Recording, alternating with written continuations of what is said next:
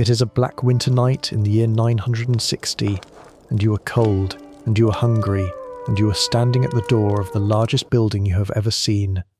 Behind you the snow drifts down into a black fjord. In front of you, through a doorway breathing smoke and orange light, comes a wall of sound, 100 voices at once, the roar of a great fire, the deep blown note of a horn. Somewhere in the din, a man is singing. This is the hall of your chieftain, and tonight he is holding a feast. You heave the heavy door aside and step in, and the heat and the noise and the smell of roasting pork strike you all together. And what you are walking into looks, at first glance, like pure chaos. Drinking, boasting, roaring laughter, men already flushed and loud over their ale. But it is not chaos.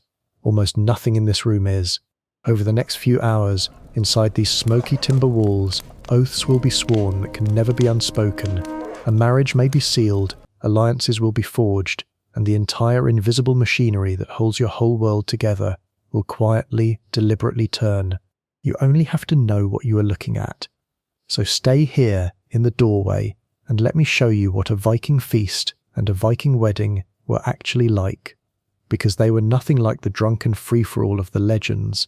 In truth, they were the single most important thing your people ever did.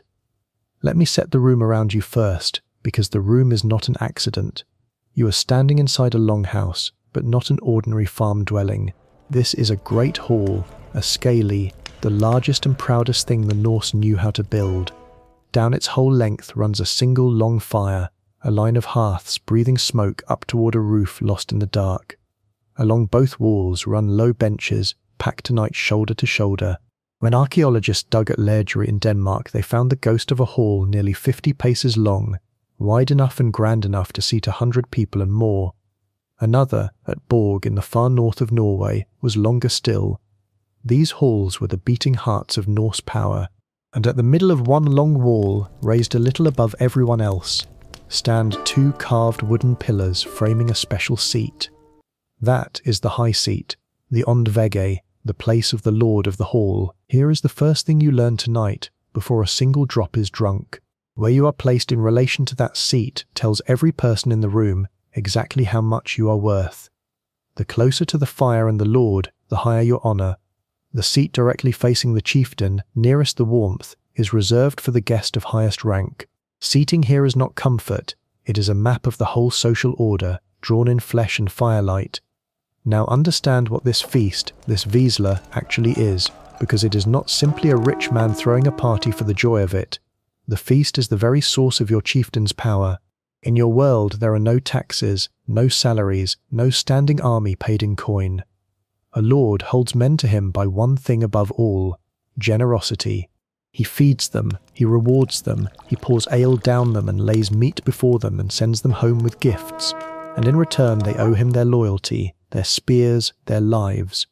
A chieftain who cannot feast is a chieftain who is finished. Your people even had a saying for it, carved into their wisdom poetry. A gift always looks for a gift in return. So this roaring hall is not indulgence, it is politics, it is an economy. Every horn your host hands you tonight is quietly buying something. So a horn is pressed into your own hands, and it is heavy, and it is warm. Most nights the drink is ale, thick and sour and nourishing, brewed from barley in every household in the land. But tonight, at a feast this grand, there is also mead, the golden honey wine, fermented from honey and water, rare and costly and prized above all other drinks, the very drink the poets said could turn a man into a poet. And notice the cup itself. It is a real horn, from a cow or an ox, banded at the rim with bronze or worked silver. It has no foot, it cannot stand on the table. Once it is filled and placed in your hand, you cannot simply set it down and let it wait. You must drink, and keep drinking, until it is empty or until you pass it on. The very shape of the thing pulls you into the shared act of drinking together. And then the talking begins, and this is where a Viking feast becomes something far stranger and far more solemn than any party you have ever known. The Norse had a formal ritual of drinking, called the sumbl, and it moved in rounds. Silence would fall, a full horn would be raised, and the first toast went up to the gods, to Odin for victory and for kingship, to Freya and Njord for peace and a fruitful year. This cup they called the full, and the memory it carried, the mini. Then came a second round. the Mini of the dead, a toast to the ancestors, to the great men and women of the family who had gone before, spoken aloud so their names lived one more night in the hall. And then the third round, and the most dangerous of them all, the bragarfull, the cup of vows. When this horn reaches you, you are expected to rise and to boast out loud in front of every soul in the room of some great deed you swear to accomplish in the coming year. And here is the thing you must understand. Once those words are spoken over that cup, they are binding. There is no laughing them off in the morning. An oath sworn over the bragarfull is an oath the whole community has witnessed, and it will hold you to it. In this hall, drink and word and honour are braided together into a single unbreakable rope. Now, you might imagine all this drinking would collapse into a stumbling, brawling mess, and sometimes in truth it did, but your people were sharply, painfully aware of the danger, and they had built a whole code of manners around the feast, as real and as respected as the drinking itself. Much of it is set down in a famous poem, the Havamal, the sayings of the High One, wisdom placed in the mouth of Odin himself. And that wisdom is not what you might expect from a god of war. Again and again it warns you against the horn in your hand. A better burden no man can carry, it says, than plain good sense, a worse one he cannot carry than too much ale. It warns that a heron of forgetfulness hovers over every ale feast, stealing men's wits away. It tells the guest exactly how to behave. Come warily, sit quietly, keep your ears open and your eyes alert, and do not be the loud fool who talks himself into ruin.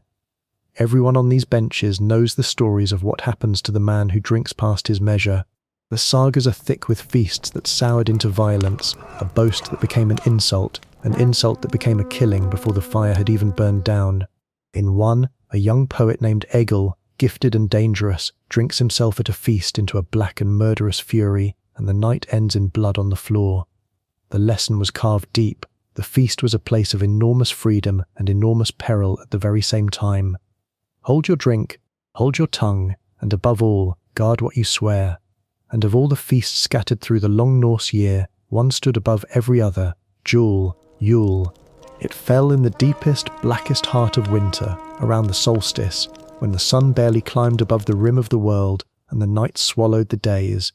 And it was no single evening. Yule was a marathon, 3 nights at the very least, and by some accounts as many as 12, of feasting piled upon feasting. You ate, you drank, you sang, you played, and you sacrificed. The great midwinter blot saw animals killed and offered up to the gods and to the spirits of the dead. Their meat then boiled in vast cauldrons over the fire and shared among everyone in the hall. Every free man was expected to drink his full share, to drink Yule, they called it, and an oath sworn during Yule carried a weight beyond any ordinary promise. It was reckoned the most sacred vow a person could make. Some believe the very word Yule hides one of Odin's own many names, for he was called Yulnir and Yulfader, the Yule Father, riding the wild winter sky above the feasting halls. And between the eating and the swearing there were games. Out on the floor, men gripped and threw one another in bouts of wrestling. On the benches, others bent low over a carved board and played hnefatafl, a game of a besieged king and his few defenders against a ring of attackers closing in. Riddles were traded back and forth, and above all of it rose the voice of the skald, the poet, chanting out verses of gods and heroes and the deeds of the very lord whose ale you were drinking, weaving the whole room into one long story. But the single most important thing that could ever happen inside a hall like this was not a raid feast, nor even a Yule. It was a wedding, and a Viking wedding, the bruthkaup, will surprise you more than anything you have seen tonight, because that word itself gives the game away. Bruthkaup means, quite literally, the bride bargain, the bride purchase, and that is exactly what a Norse marriage was. It was not, first and foremost, about love. Love, with luck, might grow later.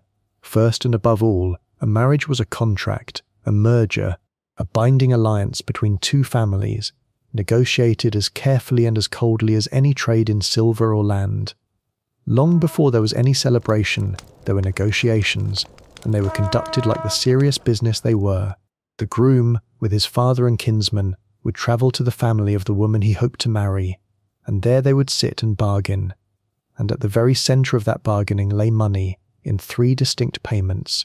First was the munder, the bride price, paid by the groom's side to the bride's family. This was no small token. The law in Iceland set its floor at 8 ounces of silver, and in Norway higher still, but understand what it was for. It was not the price of buying a woman like a beast at market. It was a guarantee, a pledge of her worth and of her future security. Second came the hnefatafl, the dowry, brought by the bride's own family, property and livestock and silver that travelled with her into the marriage. And though her husband would manage it within the household, in the deepest sense it remained hers, her safety net if she were ever left a widow. And third, on the morning after the wedding night, came the morgungifu, the morning gift given by the new husband to his wife, and hers to keep for the rest of her life, hers even if the marriage should one day end in divorce, which among the Norse a woman could indeed demand. Only when all 3 of these were agreed, spoken and witnessed, was the couple truly betrothed, in a binding pledge the Norse called the festaml.